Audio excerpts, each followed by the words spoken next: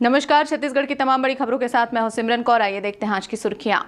निजी अस्पताल खोलने सरकारी मदद की योजना, स्वास्थ्य मंत्री सिंहदेव ने योजना का किया विरोध। पीसीसी अध्यक्ष बनी मरकाम को 2 वर्ष पूरे, कहा सरकार पूरे कर रही है अपने वायदे। पिकअप और ट्रक की जबरदस्त भिड़ंत, बच्ची और 5 महिलाओं की मौत, 20 घायल। अब खबरें विस्तार से। ग्रामीण इलाकों में स्वास्थ्य सुविधाएं बढ़ाने के लिए राज्य सरकार द्वारा निजी अस्पताल खोले जाने से लेकर संचालन तक में आर्थिक मदद करेगी। इस योजना पर स्वास्थ्य मंत्री टीएस सिंहदेव ने अपनी असहमति जताई है। उन्होंने बताया कि इस संबंध में उनसे कोई सलाह भी नहीं ली गई है। वहीं उन्होंने कोई विशेष दिन तय करके आंकड़ा बढ़ाने के लिए टीकाकरण अभियान चलाए जाने का भी विरोध किया। स्वास्थ्य मंत्री टीएस सिंहदेव अपने निवास पर मीडिया से चर्चा कर रहे थे। छत्तीसगढ़ में स्वास्थ्य को उद्योग का दर्जा दिए जाने और ग्रामीण इलाकों में निजी अस्पताल खोले जाने के लिए रियायत और अनुदान दिए जाने संबंधी सवाल पर सिंहदेव ने कहा कि उन्होंने भी आज ये खबर पढ़ी है, मगर वे इस तरह की किसी भी योजना से सहमत नहीं है। उन्होंने कहा कि स्वास्थ्य सुविधाएं मुहैया करने में पैसे की कमी आड़े आती है। ऐसे में सरकार गांवों में निजी अस्पताल खोलने के लिए आर्थिक मदद दे और अस्पताल लोगों से इलाज का खर्चा वसूले, ये उन्हें मंजूर नहीं है। हम ये कहते हैं कि हमारे पास सरकारी तंत्र के स्वास्थ्य की व्यवस्थाओं को और सुदृढ़ करने के लिए पैसों की कमी आती है। वहीं दूसरी ओर हम निजी क्षेत्र को अगर पैसा देते हैं तो अगर निजी क्षेत्र निःशुल्क काम करेगा तो बिल्कुल ठीक है, कोई दिक्कत नहीं है। आप ग्रांट लीजिए और किसी से पैसा मत लीजिए, आप निःशुल्क उपचार कराइए, दो बात समझ में आती है। लेकिन पब्लिक का पैसा आप निजी किसी भी संस्था को दीजिए और फिर कहिए कि पब्लिक से पैसा लो, तो ये नीति बिल्कुल उचित नहीं होगी। स्वास्थ्य मंत्री टीएस सिंहदेव ने ये भी कहा कि केवल आंकड़ा दिखाने के लिए एक दिन टीकाकरण अभियान चलाने के लिए वो सहमत नहीं है। ऐसे में 2-4 दिन में टीके खत्म हो जाएंगे और फिर हम केंद्र का मुंह ताकते रहेंगे। दिखावे के लिए एक दिन आप ज्यादा लगा दो और अगले दिन बैठ जाओ। छत्तीसगढ़ भी चाहे तो ऐसी संख्या दिखावे के लिए कर दें कि अखबार में छप जाए, मीडिया में आ जाए कि इतने वैक्सीनेशन कर दिए और अगले दिन के लिए वैक्सीन आपके पास नहीं है। उदाहरण के लिए रायगढ़ ने ज्यादा संख्या में एक दिन वैक्सीनेशन कर दिया और अब वो मारामारी बार बार फोन कर रहे हैं कि हमको वैक्सीन दीजिए। तो वैक्सीन तो उतनी ही उपलब्ध है, आप 4 दिन का 5 दिन का कोटा एक ही दिन में लगा दोगे तो आगे आपको वैक्सीन मिलेगी कहाँ से। स्वास्थ्य मंत्री ने कहा कि अब तो वो इस बात पर विचार कर रहे हैं कि हफ्ते में 2 दिन दूसरे टीकाकरण कार्यक्रम और स्वास्थ्य सुविधाओं को दुरुस्त करने के बाद बाकी के 4 दिन कोविड टीकाकरण किया जाए और हफ्ते में 1 दिन का अवकाश भी दिया जाए। Bureau report, dB live news. Chhattisgarh Congress committee के अध्यक्ष मोहन मरकाम ने कहा है कि छत्तीसगढ़ की भूपेश बघेल सरकार चुनाव घोषणा पत्र के सभी वादे पूरे कर रही है। उन्होंने रायपुर प्रेस क्लब द्वारा आयोजित प्रेस से मिलिए कार्यक्रम में स्पष्ट रूप से कहा कि चुनाव के समय शराबबंदी के लिए नहीं बल्कि किसानों का कर्ज माफ करने के लिए गंगा जल हाथ में लिया था। पीसीसी अध्यक्ष मोहन मरकाम ने कहा कि कांग्रेस की सरकार बनते ही सारे वायदे पूरे किए जा रहे हैं। उनके मुताबिक भूपेश बघेल के नेतृत्व में सरकार अच्छा कार्य कर रही है।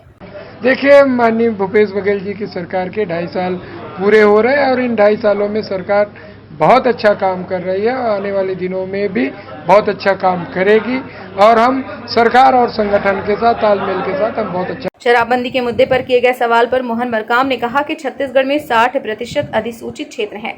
आदिवासी संस्कृति में महुआ की शराब देवी देवताओं को अर्पित करने का रिवाज है।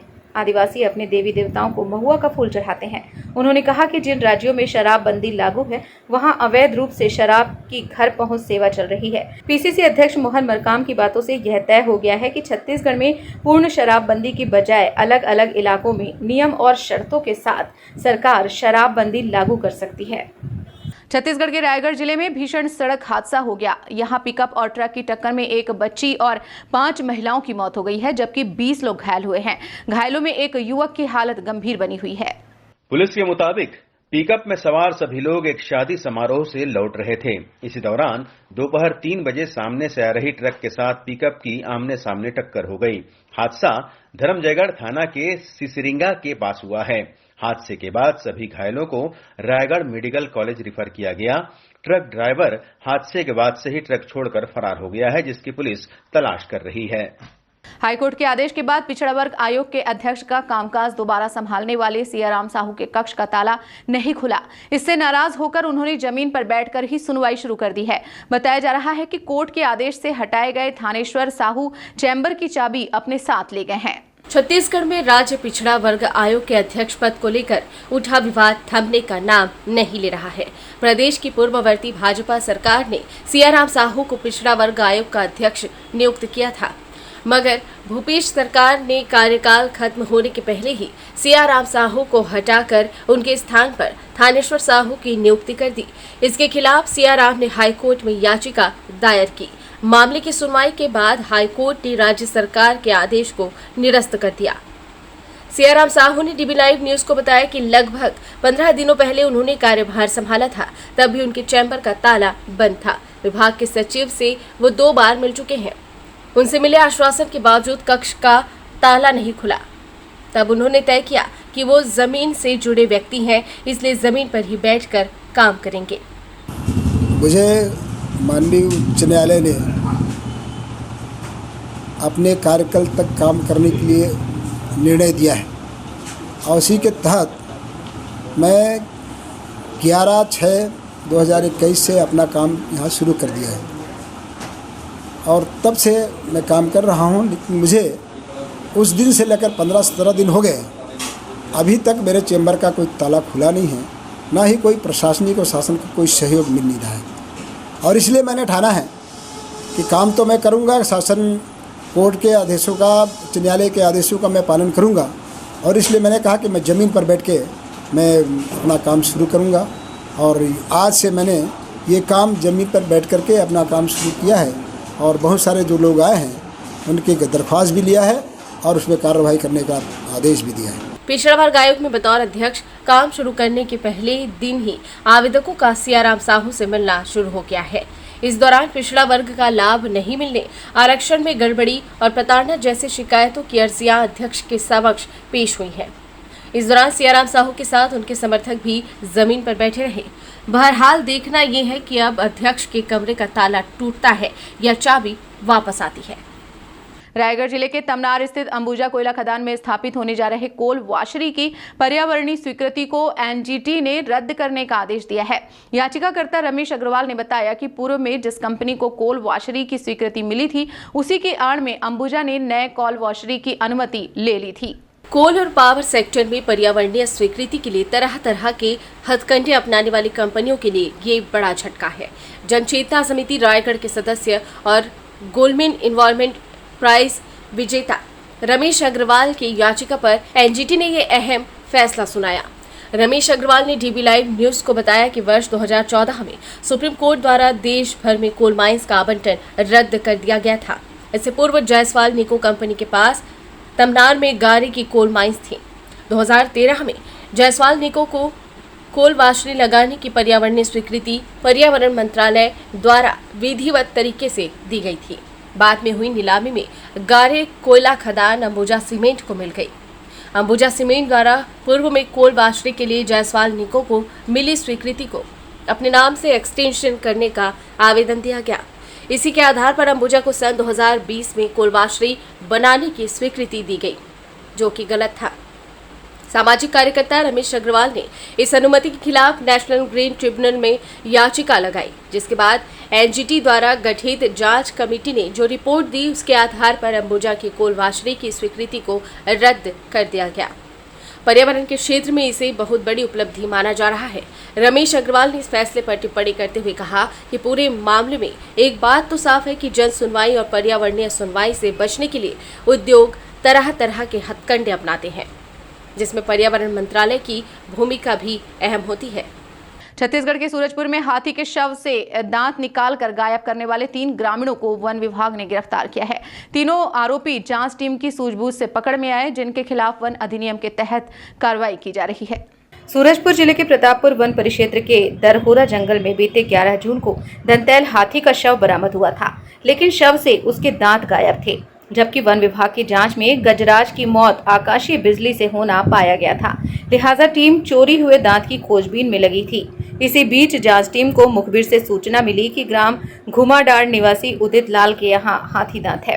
वन संरक्षक अनुराग श्रीवास्तव ने बताया कि सूचना के बाद उदित लाल से कड़ाई से पूछताछ की गई और उसकी निशानदेही पर हाथी दांत उसके घर में रखे धान के पैरे से बरामद किया गया। साथ ही इस घटना को अंजाम देने में सहयोग करने वाले घुमाडाट के ही अभय कुमार और दरहोरा के परदेशी को भी गिरफ्तार किया गया। हाथी में काफ़ी बदबू वगैरह भी थी, लेकिन हम लोग पास गए और पास जाके उसको अपन लोगों ने देखा। फिर उसके बाद उसमें ये पाया गया कि हाथी के दोनों दांत निकल गए हैं। अब उसने बताया कि पहले की फेंक दिए हैं, फिर बाद में फिर बोला कि घर के बाहर जो बाड़ी होती है वहाँ पैरा को छिपा के मैं रखा है। तो फिर कल रात को जब गए 4 बजे तो पैरा से उसने जो है हाथी दांत को निकाल के दिया बूरे से, तो एक हाथी दांत निकाला, फिर उसने दूसरा भी हाथी दांत को निकाल के अपना वो किया। इसमें 3 व्यक्ति परदेसी और जो उसका ससुर है और अभय कुमार और उदित लाल जो डूमाडांड का है, और ये परदेसी जो है आसनापारा में ही रहते हैं दरहोरा के पास। तो इन लोगों ने फिर बताया कि हम लोग गए थे और हाथी दांत को हम लोगों ने निकाला। आपको बता दें कि हाथी की मौत के इसी मामले में सूरजपुर के डीएफओ को हटा दिया गया, वहीं एसडीओ और अन्य कर्मियों को निलंबित भी किया गया है। दरअसल हाथी की मौत के 10-12 दिनों बाद उसका सड़ा गला शव वन विभाग को मिला था, जिसे लापरवाही मानते हुए यह कार्रवाई की गई। इसी वर्ष 3 अप्रैल को बीजापुर नक्सली हमले में शहीद हुए सब इंस्पेक्टर दीपक भारद्वाज की पत्नी प्रांतिका भारद्वाज ने फेसबुक पर एक खुला पत्र लिखा है। इस पत्र में प्रांतिका ने मांग की है कि उसे डिप्टी कलेक्टर या डीएसपी पद दिया जाए। सरकार अपना 80 लाख रुपया अपने पास रख ले। प्रांतिका ने लंबे फेसबुक पोस्ट में लिखा है कि जब पार्थिव शरीर को घर लाया गया तो बहुत से नेतागण और सामाजिक कार्यकर्ता आए, समाज के लोग आए, सब बड़ी बड़ी बात कर रहे थे कि उनके सम्मान के लिए हम बहुत बढ़िया और बड़े बड़े काम करेंगे। सब ने आश्वासन दिया कि हम साथ हैं, लेकिन उनके दशगात्र के बाद आज 3 महीने होने को है, कोई नेता, कोई मंत्री, कोई सामाजिक कार्यकर्ता, कोई समाज के लोग यह पूछने तक नहीं आए कि हम कैसे हैं, शहीद परिवार कैसा है। प्रांतिका ने फेसबुक पर लिखे संदेश के माध्यम से मांग की है कि उसे डीएसपी या डिप्टी कलेक्टर बनाया जाए और केंद्र तथा राज्य सरकार से शहीद परिवारों को जो 80 लाख रुपए देने की घोषणा की गई है उसे नहीं चाहिए। प्रांतिका ने सवाल किया है कि कुछ लोग यह कहते हैं कि डिप्टी कलेक्टर या डीएसपी पद तो बहुत बड़ा पद होता है, इसको कैसे दे सकते हैं। तो आज उनका बलिदान छोटा हो गया और पद बड़ा हो गया। गौरतलब है कि छत्तीसगढ़ के नक्सल प्रभावित इलाकों में होने वाली घटनाओं में बड़ी संख्या में जवान शहीद हो चुके हैं। सरकारी योजनाओं के मुताबिक शहीद के परिवारों को मदद तो की जाती है, मगर शहीद के आश्रितों का अच्छी तरह पुनर्वास नहीं हो पाता। ऐसे में शहीद हुए सब इंस्पेक्टर दीपक भारद्वाज की पत्नी प्रांतिका का यह पत्र राज्य सरकार के लिए आंखें खोलने वाला हो सकता है। जरूरत है ऐसे परिवारों की पूछ परख की और उनके अच्छी तरह से पुनर्वास की, जिससे इनकी आने वाली पीढ़ी गर्व से कह सके कि वे शहीद के परिवार से वास्ता रखते हैं। अब तक की खबरों में बस इतना ही। आगे की खबरों के लिए बने रहिए हमारे सहयोगी के साथ। छत्तीसगढ़ की वर्तमान सरकार द्वारा राज्य के निवासियों से वादा किया गया था कि सरकार गठन के तत्काल बाद तेंदुपत्ता और अन्य लघु वनोपजों के संग्रहण दर में वृद्धि की जाएगी। न्यूनतम समर्थन मूल्य पर खरीदी करने के लिए वनोपजों की संख्या भी 7 से बढ़ाकर 50 की जाएगी। अपने वादों को न केवल पूरा करते हुए बल्कि इससे आगे बढ़कर प्रथम वर्ष में ही 52 लघु वनोपजों प्रजातियों का न्यूनतम समर्थन मूल्य पर क्रय करना प्रारंभ कर दिया गया है। छत्तीसगढ़ में राज्य सरकार का वनवासियों के हित में अहम निर्णय लेते हुए लघु वनोपजों का न्यूनतम समर्थन मूल्य में वृद्धि दर भी की गई है। वर्ष 2018 में तेंदुपत्ता का संग्रहण कर 2500 रुपये प्रति मानक बोरा था, उसे बढ़ाकर 4000 रुपये प्रति मानक बोरा कर दिया गया। इससे पहले वर्ष 2019 में ही 13 लाख तेंदुपत्ता संग्राहकों को 225 रुपये करोड़ की अतिरिक्त आय हुई।